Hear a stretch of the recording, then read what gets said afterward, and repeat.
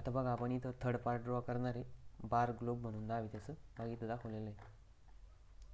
हा काय बार ग्लोब, ठीक आहे. याची दोन क्वांटिटी लागेल, इकडच्या बाजूने एक आणि इकडच्या बाजूने एक. तर इथं तो दाखवलेला आहे बघा.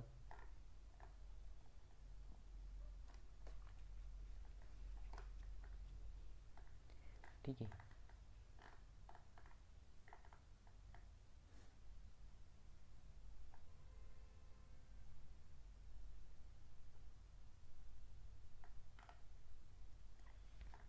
आता तो आपण बनवणार आहे.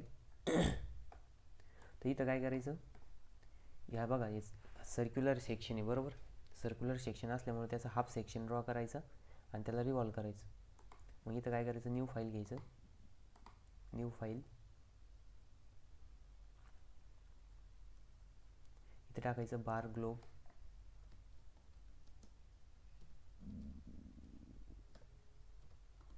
ठीक आहे. नंतर मिलीमीटर मॉडेल ओकेवरती क्लिक करायचं. नंतर काय करायचं, इथं बघा होमवरती क्लिक करायचं. स्केच. आता बघा व्हर्टिकल प्लेन घ्या आणि स्टार्ट करायचं ड्रॉ करायला. आता बघा पहिले एक सर्कल ड्रॉ करायचं. त्या सर्कलचा डायमीटर किती दिला त्यांनी, 12 mm दिला आहे. ठीक आहे. डायमीटर 12. झूम करा. आता बघा इथं आपल्याला एक व्हर्टिकल लाईन ड्रॉ करावं लागला आधी.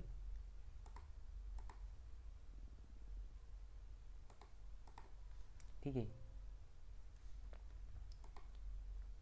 एक्सटेंड कमांड यूज करायची, इथपर्यंत एक्सटेंड करायची. ट्रिम कमांड नाही आहे, ट्रिम करायचं आणि इकडची बाजू ट्रिम करा. हाफ सेक्शन ड्रॉ करायचं आपल्याला. ठीक आहे. आता बघा याची जी हाईट दिली आहे ती 10 mm दिली आहे. ठीक आहे. मग बघा काय करायचं, एक लाईन ड्रॉ करायची आडवी आणि इकडे एक लाईन ड्रॉ करायची आडवी. ठीक आहे. त्याच्यानंतर काय करायचं, हे जे डिस्टन्स आहे बघा, हे डिस्टन्स 10 mm घ्यायचं. किती घ्यायचं, 10 mm. ठीक आहे. नंतर या पॉईंटपासून हे जे डिस्टन्स आहे हे किती घ्यायचं, 5 घ्यायचं. बघा ती इक्वल येणार. आलं. म्हणजे ही लाईन काय केली आपण 10 mm वरती घेतली. आता एक्सटेंड कमांड यूज करायची. ठीक आहे. नंतर इकडं पण एक्सटेंड कमांड यूज करायची. ठीक आहे. नंतर काय करायचं, वरची बाजू ट्रिम करायची, हे पण ट्रिम करायचं. नंतर खालच्या बाजूला हे जे एक्स्ट्रा आहे ते पण ट्रिम करायचं. बघा आता आपला हा सेक्शन तयार झाला. ठीक आहे. आता बघा इथं हा जो डायमीटर आहे तो इथं आहे, हा 10 mm आहे, हे 5 mm आहे. ठीक आहे. आता बघा नेक्स्ट ह्याच्यामध्ये काय दिलेलं आहे, CS किती दिलं आहे 45 डिग्रीमध्ये आणि त्याची जी डेप्थ आहे ती 1.5 दिली आणि डायमीटर दिला आहे 4. मग काय करायचं, ही लाईन सिलेक्ट करायची आणि हिच्या जवळच एक दुसरी लाईन ड्रॉ करायची.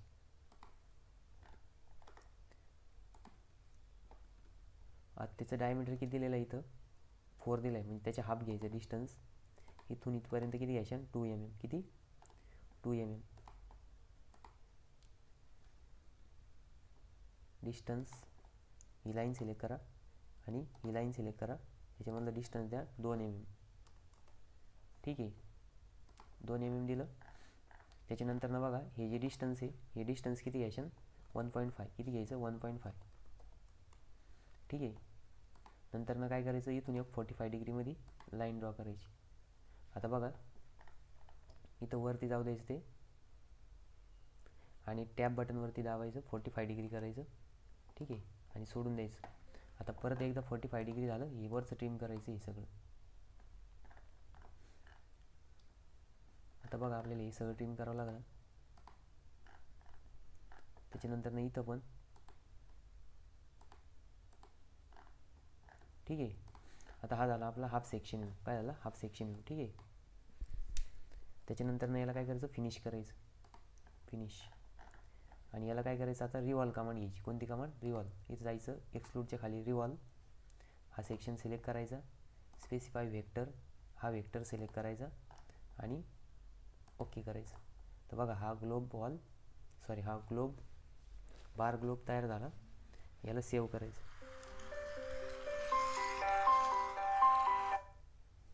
याला काय करायचं, सेव्ह करायचं. ठीक आहे.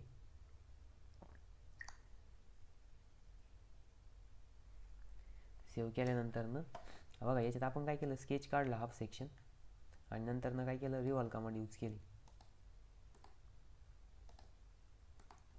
याचं पण तुम्ही वाटलं कलर चेंज करू शकता. व्ह्यूमध्ये जायचं,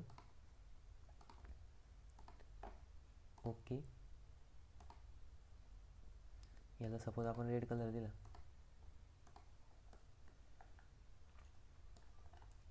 ठीक आहे.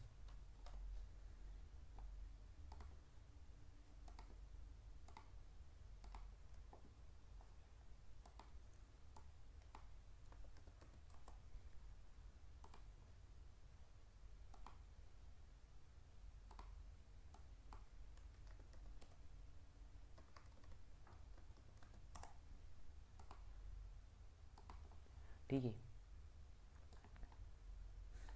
आता तुम्ही काय करायचं, याला सेव्ह करायचं.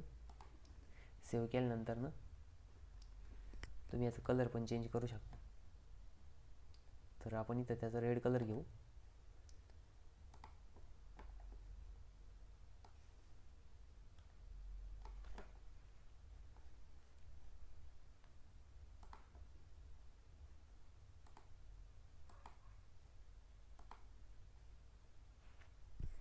Edit display, okay. Red colour करून टाकायचा,